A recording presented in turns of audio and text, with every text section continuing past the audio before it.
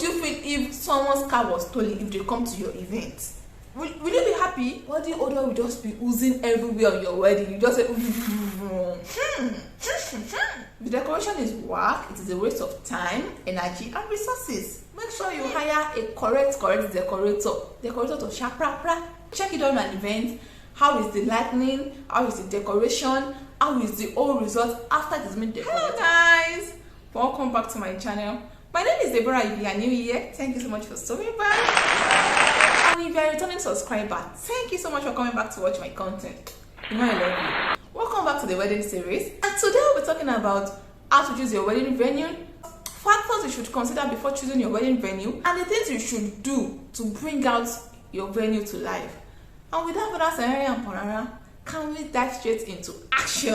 Proceed. Please click the subscribe button. Subscribe to my channel. This is I don't bite. I don't bite. Subscribe and click the like button. Like this video so that YouTube can push me out to more people. Thank you so much. And the first point I have here is location. Before choosing your wedding venue, you have to consider your location.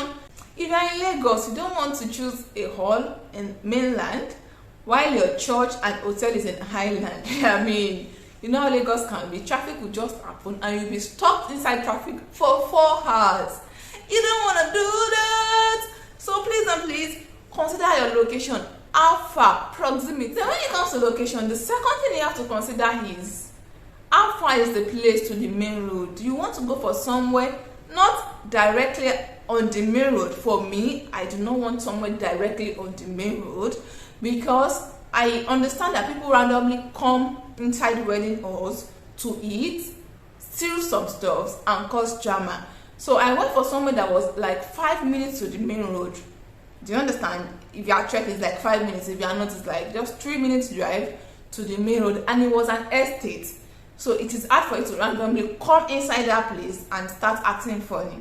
So for some people, they don't mind, they want the main road. But for me, it was one of the factors I considered before I chose my hall. Then another thing you should ask yourself is, my dream wedding, is it an outdoor event or an indoor event? So some people want their wedding beside the beach.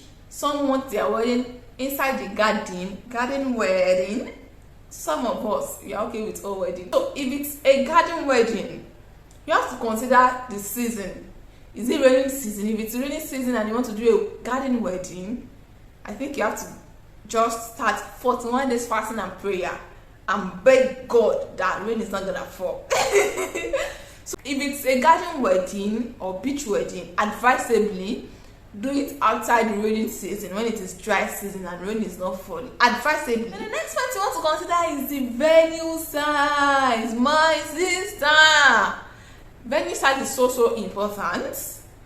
You don't want to put 100 people inside a 600 season capacity, and you don't want to stuff the life and pack people like goats.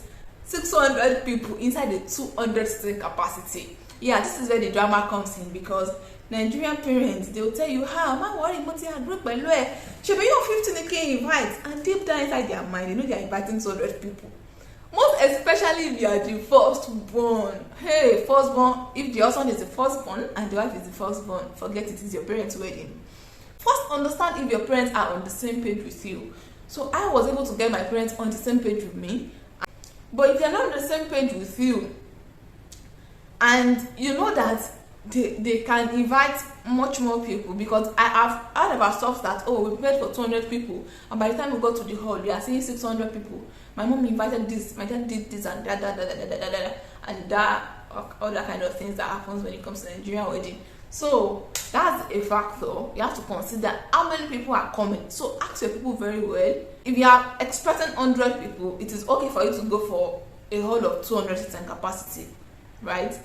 If you are expecting 500 people, you can prepare for 700 people, 700 seating capacity. Another thing is, everyone will not be seated at once. So some people would come for the next 2 hours. Some people will come for the engagement. After the engagement, they will go. Some people will come during the reception.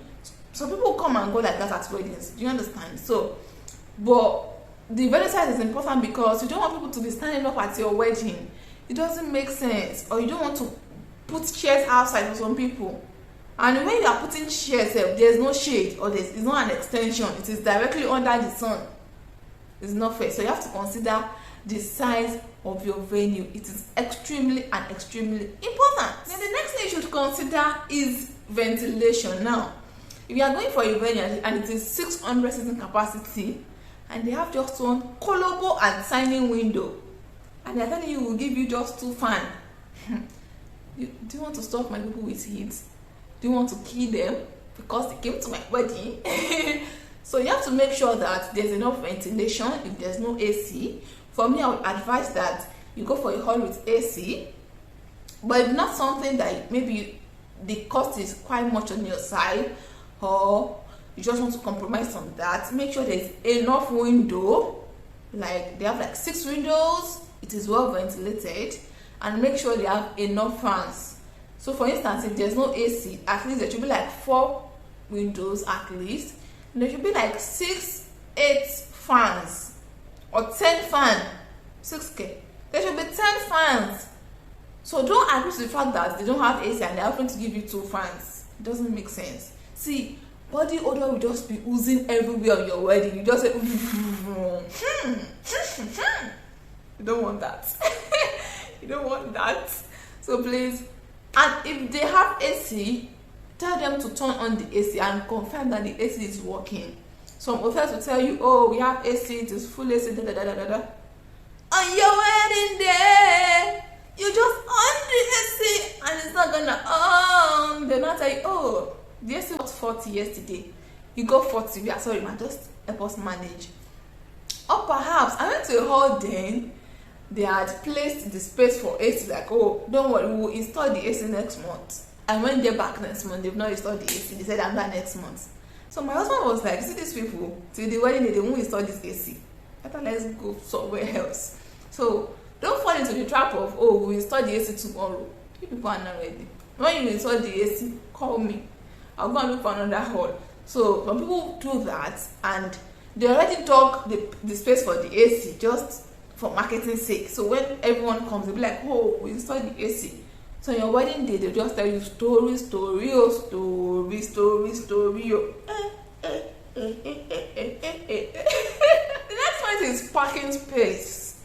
Parking space is important because something happened to a friend's dad. They went for a wedding. I think that was about 6 years ago, and there was nowhere to park. So they had to cross over to the other side, and they went inside. So go and park somewhere they did not know.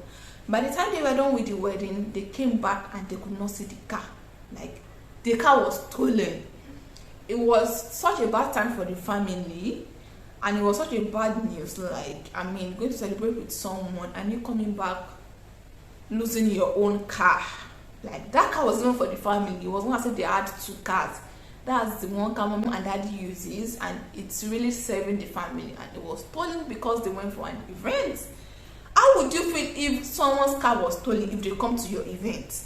Will you be happy? Obviously you won't be happy. Then your conscience will be pricking you like, if I had gone for a better haul, these people's car would not be stolen. So please, number one, for your peace of mind, make sure there's enough parking space. If you are inviting 200 people, make sure there's space for 100 cars to park. It is very important and crucial. Then make sure they don't have to cross to the other side to park. It should be on the same side. It doesn't make sense crossing and parking to the other side. I'm going to park my car, and when I am trying to enjoy your wedding, my heart is doing bush like, oh my car, oh. Parking space is king. Okay, then the next point is, what is around the environment of your venue? There are some venue you see bar where people come to do faji, where they sell alcohol stuff. So if there's bar around that hotel, who are the kind of people coming to the bar? We have bars that are expensive. We have classy bar. Is it a classy bar? And we also have bars for tugs and touts. And this is not to segregate or something, but there was a hall I went to then. There's a bar before that hall. My dear sister, if you see that hall, if you see the faces of people I can sit there that were seated there, hey, it looks like the face of people that will slap you to collect your phone. Like, their faces were so hard. People were playing roughly there. They were like, hey, yeah, papa, hey. Like, the energy in that bar was very negative for me. I'm like, oh no. I cannot go for this hall. It matters to me. The hall I eventually went for, is there a bar inside? Yes, there's a bar inside. That hall is owned by the owner of the hotel.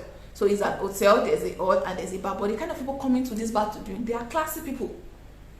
They're not people that are not coming inside the hall like, oh yeah, if one rice, if one rice, I'm a dollar, I'm a pogo, I'm a... No. You understand? So, peradventure, there's a bar around the vicinity, not owned by the hall. Or even if it is owned by the hall, check face, I beg. Wojuo, baby koya, wojuo, I beg, check face, so before they come and scatter the place on your wedding day. So now that you have gotten a hall that tick out all these criteria, what's next? So the first thing I would advise you to do is ask questions. No, don't assume that hall. When I went to the hall, I could see they have 100 chairs, they have 500 chairs, they have fan. Ask them. Because for some hall, they'll tell you have to rent chairs, you have to rent tables, and you can actually see that table, but they rent it out.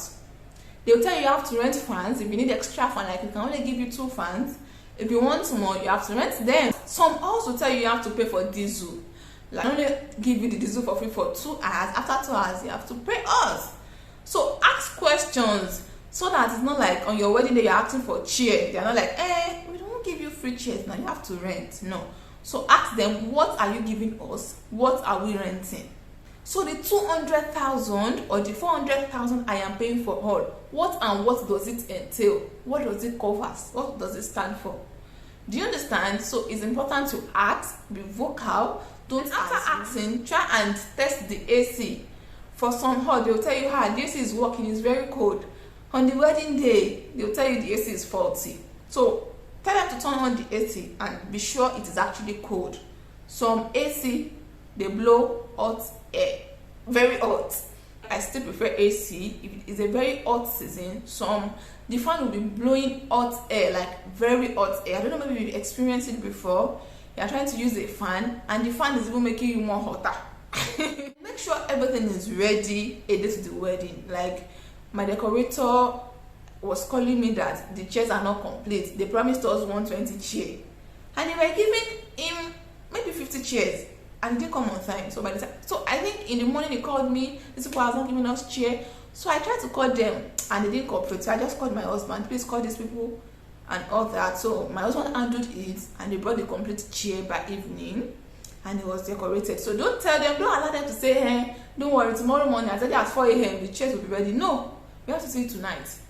Do you understand? And let them know that you want to collect the key a day before the event. So they won't tell you, oh, we have someone else has booked us that day till 10 p.m. at night. So it's on your wedding day that will give you key. No. So I told them, Wednesday morning, my decorator and my event planner would be here. In fact, event planner is decorator is event planner. So I told them, Wednesday morning, you are giving us the key. And they agreed. Do you understand? So make sure, if your wedding is a Saturday, Friday morning, the key should be with you. Don't agree that Friday night. No. Now that you have gotten your hall, how do you bring it to life? What else should you do? I usually advise that you go back and check the hall when there's an event. There are some halls that they look very beautiful. When it's time for events, like the decoration would not pop. So check it on an event. How is the lighting? How is the decoration? How is the whole result after it has been decorated? It matters. So please check after the event. Then the next thing you should do is make sure you send the video to your decorator as early as possible. This is the hall we are going for. If you are choosing a design, so ask your decorator, the design that I chose, is it going to come to life on this hall, or should I change the deco? What should I do? It's very important. Then if it's not going to come to life, what other design can we go for if you are really going for this hall?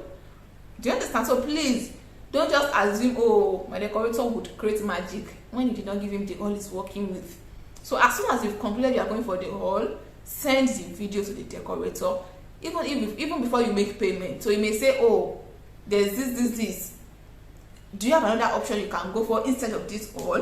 So the input of the decorator and event planner matters when it comes to hall.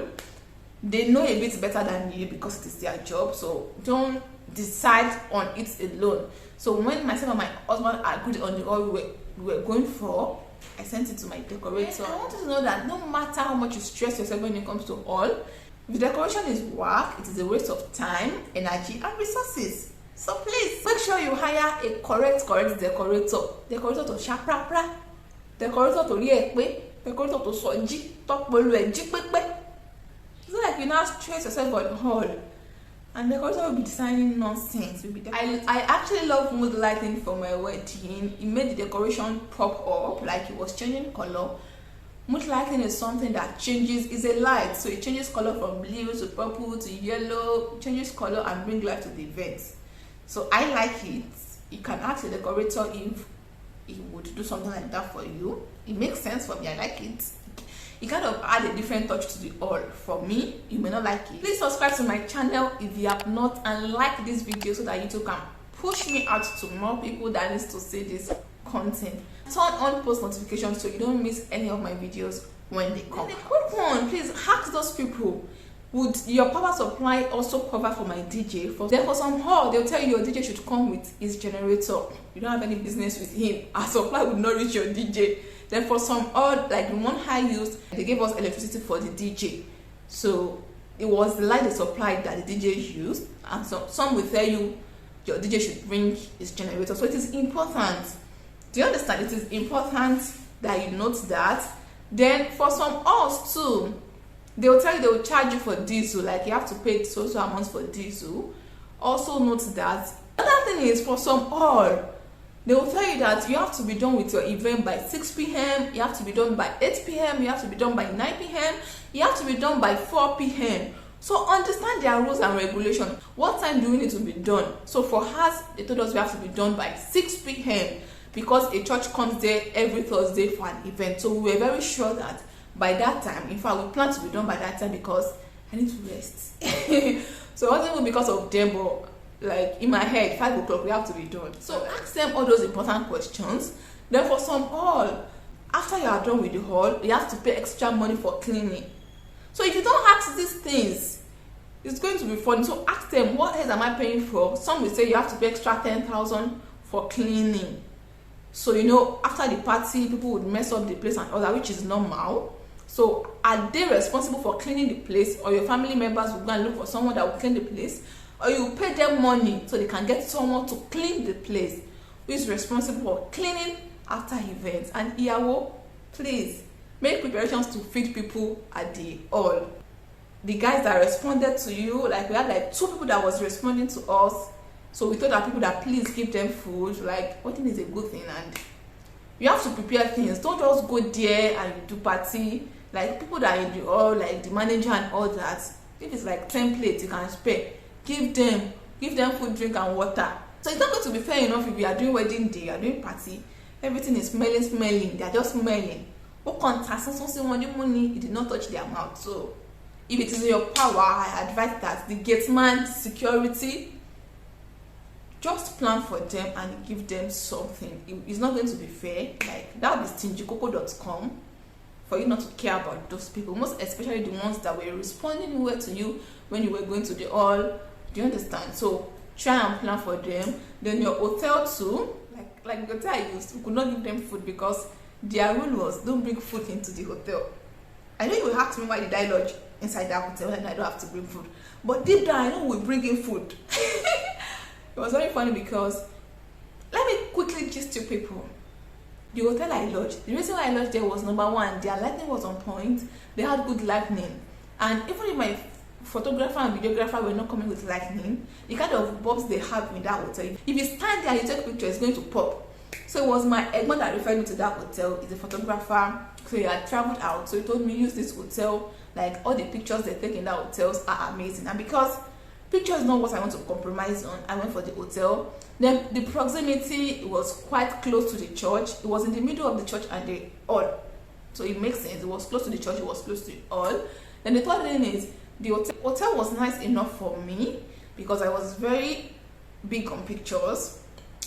So then I think one more thing, it was affordable. I think we paid a room was it 14,000 or thereabouts, and the bed was like, it was the biggest bed, like 4 people can sleep on that bed comfortably. Like it was big. Their rule was don't bring in food, You pay 10,000 naira for damages. So we paid 10,000 naira. We were lucky enough to get the 10,000 naira back.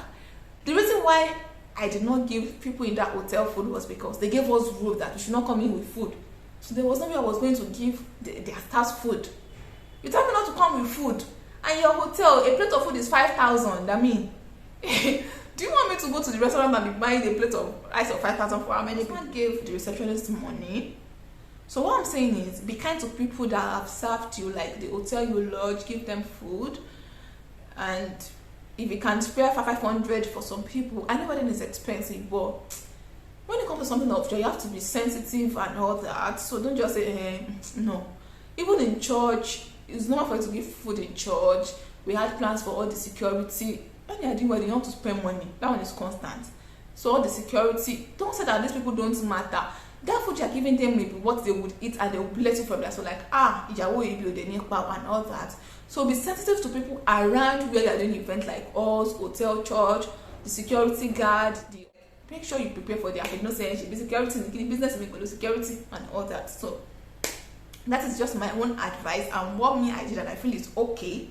So you may not take it if you feel it's not okay. So please share with every bride to be that needs this content. Thank you so much for watching, and I'm going to see you in my next video. Bye bye.